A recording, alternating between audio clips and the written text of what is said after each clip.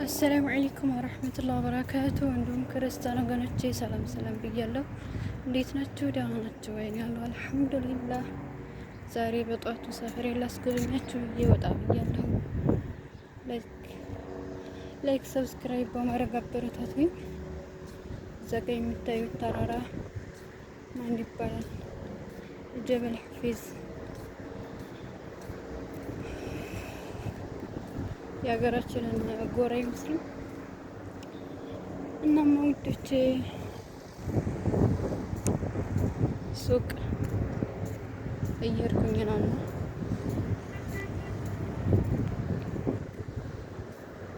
ከናጎቴ እጅ እንግዲህ አላህ ይጠብቅሽ ብላችሁ ዱዓ አድርጉልኝ ማለት ነው።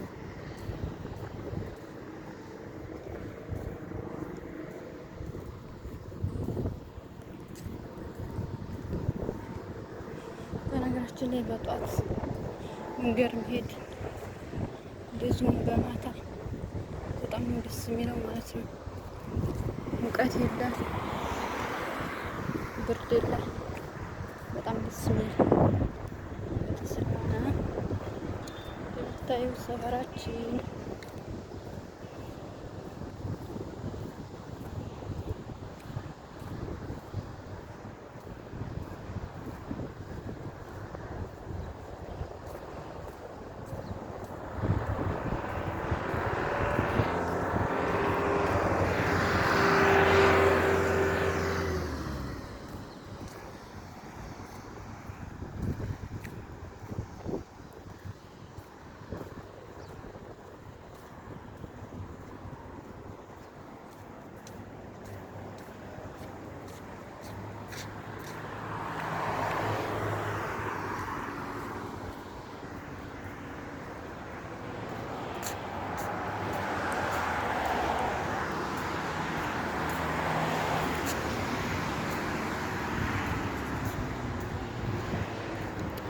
ሀይ ቤቢ። በዚህ አጋጣሚ ማለት ነው እንደዚህ በውጭ የምትሰሩ እህቶቼ እጃችሁ ላይ ፓስፖርት ቢኖር በጣም አሪፍ ነው።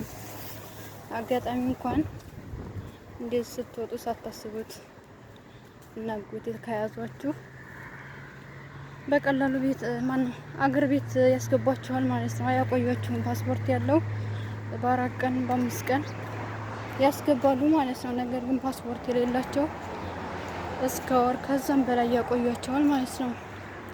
እና ሳናስበው እንኳን ሀገር ብንገባ